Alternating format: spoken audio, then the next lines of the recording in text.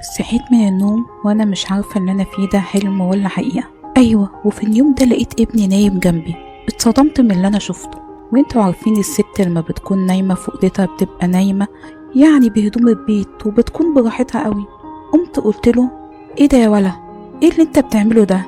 يا واد انت اتجننت ولا حصل في عقلك حاجة؟ ده انا امك. ايه اللي انت بتهببه ده؟ لقيته ابني بيقول لي: اصل يا ماما بصراحة. قلت له: بصراحة ايه وهباب ايه؟ ايه اللي انت بتعمله ده؟ انت تعمل ازاي معايا كده؟ انا امك اللي ربيتك، حرام عليك تعمل معايا. انا كده لقيته بيقول لي: معلش يا ماما، اصل انا بصراحة. قلت له: بصراحة ايه؟ احكي لي ايه اللي يخليك تعمل معايا كده. قال لي: اصل انا بقالي فترة بسمعك انت وابويا وانتوا في اوضة النوم، وانا ما كنتش عارف ايه اللي بيحصل ولا ايه اللي انتوا بتعملوه، لحد ما طلعت من اوضتي في يوم بالليل وقعدت السحب، ورحت قدام الباب اوضتكم وبصيت من خرم الباب ولقيتكم بتعملوا حاجات غريبة. انا بصراحة حبيت اجرب واعمل زي بابا علشان اشوف ايه اللي بيحصل للواحد بعد ما بيعمل كده. قلت له: تجرب وتعمل زيه؟ انت مجنون، انت اكيد حصل لك حاجة. ازاي تعمل معايا انا كده؟ قال لي: انا بصراحة اجمل من ابويا. قلت له: اجمل من ابوك؟ وانت عرفت ازاي بقى ان شاء الله ان انت عندك اجمل من ابوك؟ قال لي: عرفت وخلاص يا ماما. عرفت، بس بصراحة انا حاسس بنفسي اجمل من ابويا. قلت له: طب قوم بقى من هنا بقى، قوم وبطل كلام فارغ. انت اكيد حصل لك حاجة واكيد حصل لمخك حاجة مش طبيعية. قوم من هنا يالا. بصراحة استنيت لما ابني طلع من الأوضة، وانا قعدت طول الليل افكر في كلامه واقول: معقول ابن الشاب اجمل من ابوه؟ وازاي عارف ان هو اجمد من ابوه؟ معقول سمعنا وشاف اللي احنا بنعمله؟ قعدت طول الليل افكر في كلام ابني وانا دماغي بتوجه وبتجيب ومش عارفة اعمل ايه واتصرف ازاي، لحد ما النهار طلع عليا ورحت في النوم. فضلت نايمة لحد ما جوزي جه من الشغل، يعني بعد الظهر كده. اصل انا جوزي بصراحة بيروح وردية شغل بالليل وبيجي بعد الظهر. انا ست جميلة وحلوة قوي وواخدة بالي من نفسي ومن جسمي، يعني شايفة نفسي شوية ومتدلعة. وجوزي كان على قده كده في موضوع السرير ده، وانا كنت راضية وساكتة. بس كلام ابني برجلني وخلاني اقعد افكر كتير في الموضوع ده، كتير قوي. وازاي هو اجمد من ابوه؟ معقول جوزي يكون ضعيف فعلا وابني اجمد منه؟ وفجأة لقيت جوزي بيصحيني من النوم بيقول لي: معقول كل ده نوم؟ قلت له: مفيش، ده انا بس لقيت نفسي تعبانة كده، وكمان كنت سهرت بالليل شوية وراحت عليا نومة غصب عني. هقوم بقى احضر لك الغدا. لقيت جوزي بيقول لي: كده تسهري من غيري؟ ما كنتش تستنيني لحد ما اجي ونسهر انا وانتي سوا ونقضي شوية وقت حلوين مع بعض ونتدلع؟ قلت له: خلاص بقى، احنا فيها، هحضر لك الاكل ونتغدى انا وانت ونكمل قعدتنا مع بعض. انا قلت له كده علشان بصراحة كنت عايزة اتأكد من كلام ابني، عايزة يعني اشوف ابوه جامد ولا لأ. كلام ابني بقى مش راضي يطلع من دماغي. وفعلا اتغديت انا وجوزي وقعدنا مع بعض ودخلنا أوضة النوم على طول. وفي الوقت ده ابني كان في أوضته، هو أصلا كان بره وجه، ولما شاف أبوه جه من الشغل دخل على أوضته جري. مش عارفة ايه اللي كان في دماغه، يمكن كان مستني يسمعنا أنا وأبوه ولا ايه، مش عارفة. وفعلا لما اتغدينا أنا وجوزي دخلنا على أوضة النوم وقعدنا مع بعض أنا وجوزي، وحصل بينا كل حاجة. بس فعلا خلصنا بسرعة علشان زي ما قلتلكم اللي جوزي كان على قده، وانا كنت راضية ومبسوطة وساكتة لانه جوزي ولازم اتحمله على الحلوة والمرة مع بعض. وخلصنا انا وجوزي وطلعت عشان ادخل الحمام. لقيت ابني كان داخل الحمام. بقول له: انت رايح فين يا محمود؟ قال لي: ما فيش يا ماما. وكان مرتبك كده وشكله مش طبيعي. ده انا كنت داخل الحمام. انت داخلة؟ قلت له: ايوه. ولقيته سابني ودخل اوضته جري. عرفت في الوقت ده ان هو سمعني انا وابوه وشافنا كمان، عشان كده كان مرتبك وكان داخل الحمام ياخد دش. من بعد اللي شافه انا ابني ما كانش مظبوط، وقررت من هنا اللي انا الاقي حل، ودخلت الحمام اخدت دش. وبعد شوية بعد ما طلعت لقيت ابني دخل ياخد دش هو كمان. وجوزي نام علشان زي ما قلت لكم بيشتغل بالليل وبيجي الصبح او بعد الظهر. بدأت اخد بالي من ابني وبدأت اراقب تصرفاته. انا بصراحة كنت في اوضة النوم وبسمع حركات ورا الباب، بعرف ان هو ابني لان هو معترف ان هو بيسمعني انا وابوه، والحاجات دي كانت بتضايقني قوي. قررت من هنا ان انا اجوز ابني لانه شايفاه تعبان، بس كان رافض. وقلت له: انت شاب دلوقتي وعندك 22 سنة، مش عايز تتجوز ليه؟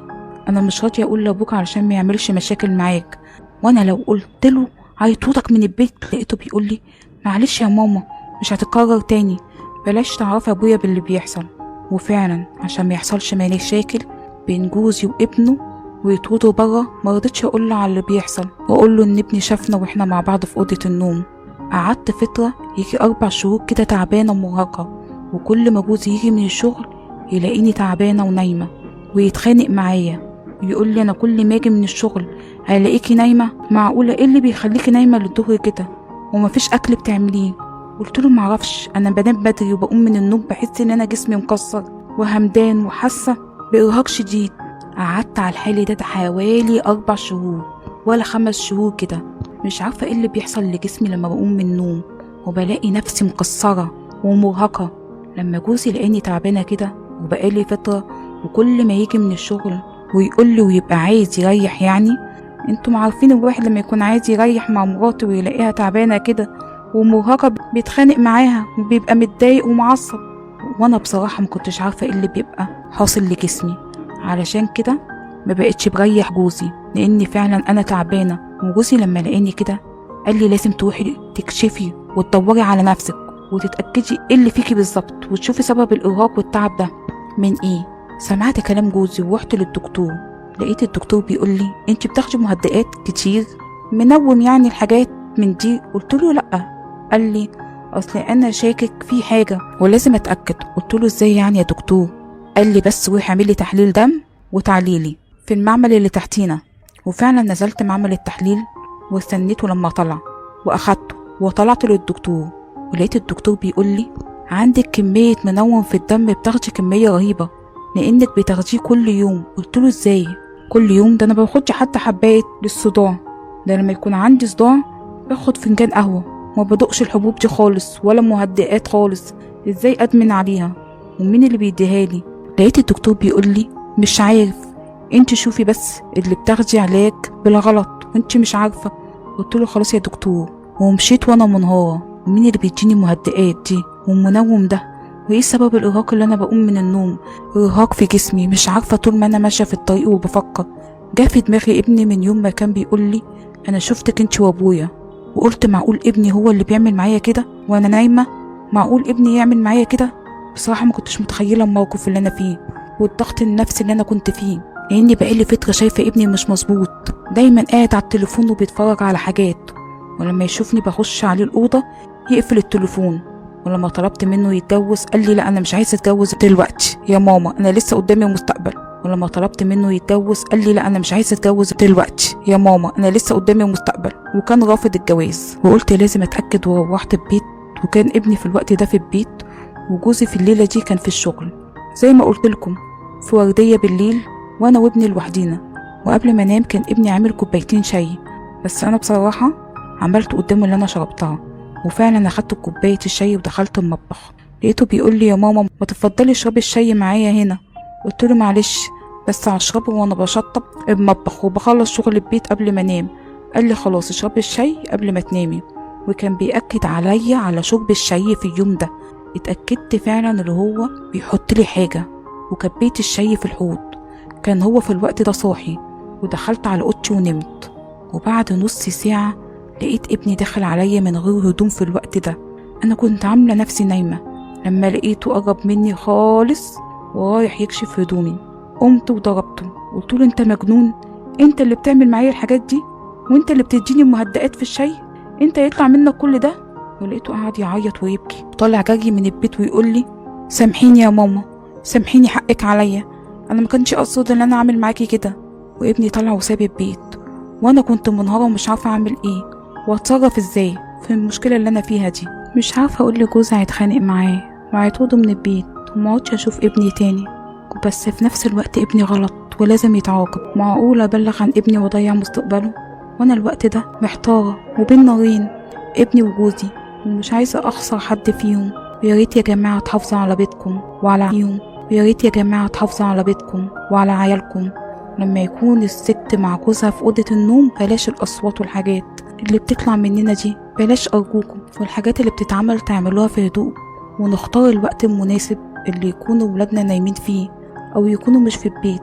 يا ريت يا جماعه تبعتولي في التعليقات رايكم بكل صراحه. ولو عجبتكم حكايتنا النهارده ياريت تعملوا لايك للفيديو وتشتركوا في القناة، ودمتم في أمان الله.